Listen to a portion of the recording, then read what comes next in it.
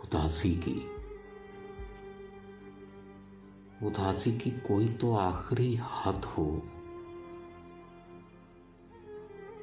कि जिसके बाद मुमकिन ना रहे कुछ और गम सहना,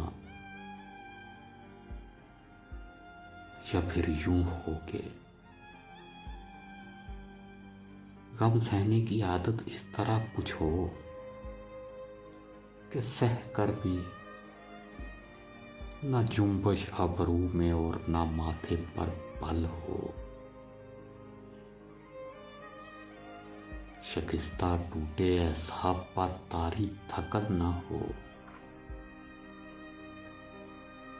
लबों से बेइरादा आह न निकले,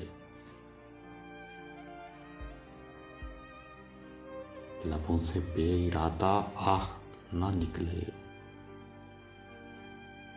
न दिल डूबे।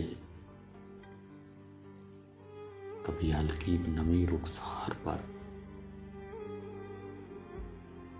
कभी हल्की नमी रुखसार पर आंखों से ना उतरे।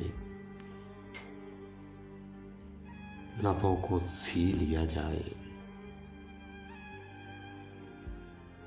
लबों को सी लिया जाए, नमी को पी लिया जाए।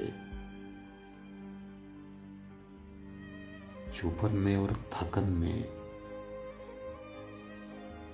खामोशी से जी लिया जाए। उदासी की कोई तो आखिरी हद हो, कोई तो आखिरी हद हो।